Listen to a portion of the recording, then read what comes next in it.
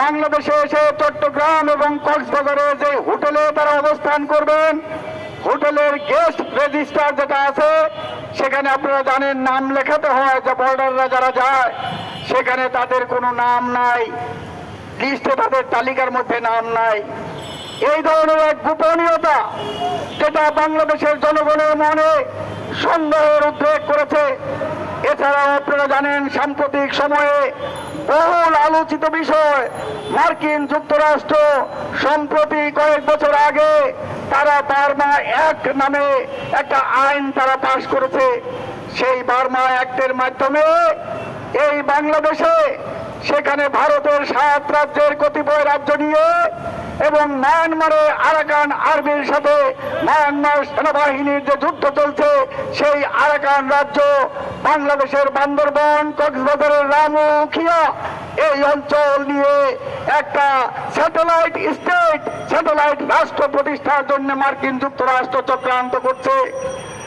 সে কারণে এই জনগণের মধ্যে সন্দেহ যে সেই চক্রান্তের অংশ হিসেবে কি এত গোপনীয়তার মাধ্যমে মার্কিন সশস্ত্র বাহিনীর বাংলাদেশে উপস্থিতি।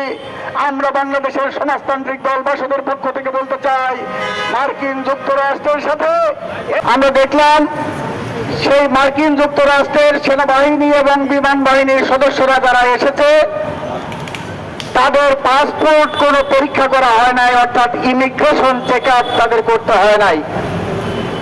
তাদের ভিসা আছে কি নাই সেই ব্যাপারেও কোনো বিষয় তার তথ্য সেটা দেশবাসীকে জানানো হয় নাই।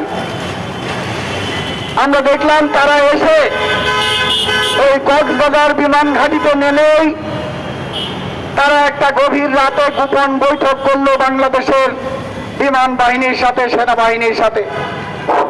তারপর তারা সেখানে বিমান ঘাঁটির সক্ষমতা পরিদর্শন করতে গেলেন এবং পার্বত্য চট্টগ্রাম, বান্দরবান সহ পার্বত্য চট্টগ্রামের মায়ানমারের সীমান্তবর্তী যে এলাকা, সেই এলাকা তারা পরিদর্শন করছেন। বলা হলো বাংলাদেশ সরকারের পক্ষ থেকে এবং আমাদের সশস্ত্র বাহিনীর যে সেনা সদর দপ্তর, সেই আইএসপিআর এর পক্ষ থেকেও শুরুতে কোনো কথা, কোনো বক্তব্য দেশবাসীর সামনে প্রচার করা হয় নাই। সামরিক মহড়া, সেই মহড়ার মাধ্যমে এখন বিনা পাসপোর্ট এবং ইমিগ্রেশনে মার্কিন সেনাদের বাংলাদেশে উপস্থিতি বাংলাদেশের স্বাধীনতা এবং সার্বভৌমত্বের প্রতি এক বিরাট হুমকি হিসাবে বাংলাদেশের মানুষ দেখছে, আমরা মনে করছি। সংগ্রামী বন্ধুগণ, আপনারা শুনলেন যে সম্প্রতি কয়েক মাস আগে বাংলাদেশের এই অন্তর্বর্তীকালীন সরকার সেই মায়ানমারে ত্রাণ সহায়তার নামে তারা একটা মানবিক করিডোর দাবি তুলছিল। বাংলাদেশের মানুষের প্রতিবাদ এবং বিক্ষোভের ফলে সাময়িকভাবে এই সরকার তারা কিছুটা পিছু হটেছে, কিন্তু তাদের সেই তৎপরতা এখনো পুরোপুরি বন্ধ হয় নাই, বা সরকারের পক্ষ থেকে এই মানবিক করিডোর দেওয়া হবে না এই মর্মে কোনো বিজ্ঞাপন বা প্রজ্ঞাপন বা বিজ্ঞপ্তি দেশবাসীর সামনে তারা হাজির করে নাই। আপনারা শুনলেন যে ইন্টারনেট সেবা সেটাকে গতিশীল করার জন্য ওই ইলন মাস্কের স্টারলিংক ইন্টারনেট সেবা, তার মাধ্যমে বাংলাদেশের আকাশকে সেখানে মার্কিন যুক্তরাষ্ট্রের ওই স্টারলিংকের কাছে ছেড়ে দেওয়া হয়েছে।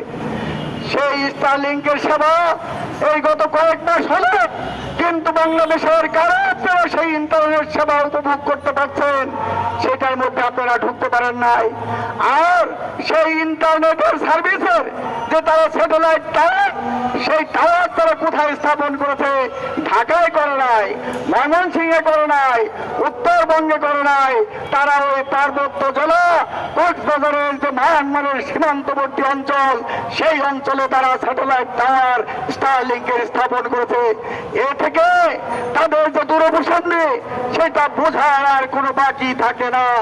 আমরা সে কারণে বলতে চাই, এই ধরনের তৎপরতার মধ্য দিয়ে বাংলাদেশকে একদিকে বিগত ফ্যাসিস্ট হাসিনা সরকার যেমন ভারতের দাবিদার রাষ্ট্রে পরিণত করেছিল, আর এই অন্তর্বর্তীকালীন সরকার গণঅভ্যুত্থানের পরে এসে এই অন্তর্বর্তীকালীন সরকার ডক্টর ইউনূসের নেতৃত্বে ওই মার্কিন বলের মধ্যে বাংলাদেশকে ঠেলে দেওয়ার জন্য পায়তারা করছে।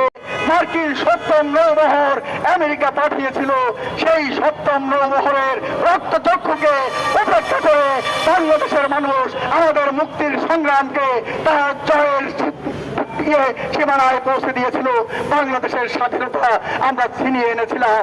একইভাবে যে কোনো ধরনের মার্কিন সাম্রাজ্যবাদ, ভারতীয় সাম্রাজ্যবাদ, ইউরোপীয় সাম্রাজ্যবাদ, সকল সাম্রাজ্যবাদের যে রক্তচক্ষু সেটাকে উপেক্ষা করে বাংলাদেশের মানুষ তার স্বাধীনতা, সার্বভৌমত্ব, সেই সার্বভৌমত্বকে তারা রক্ষা করবে।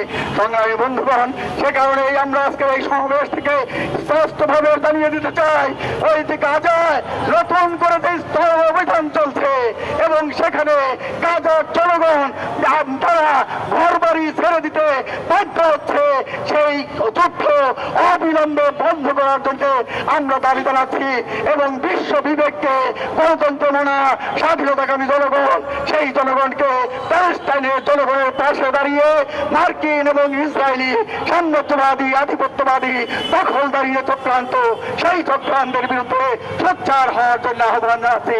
একই সাথে বাংলাদেশের মানুষ তাদের গণতান্ত্রিক চেতনা, স্বাধীনতা, সার্বভৌমত্বের যে আকাঙ্ক্ষা, সেই আকাঙ্ক্ষা থেকে দেশে দেশে বাংলাদেশ সহ মার্কিন সাম্রাজ্যবাদ, যে কোনো সাম্রাজ্যবাদের দখলদারিত্ব, আগ্রাসন, লুণ্ঠনের বিরুদ্ধে প্রতিবাদ, প্রতিরোধ আন্দোলন গড়ে তোলা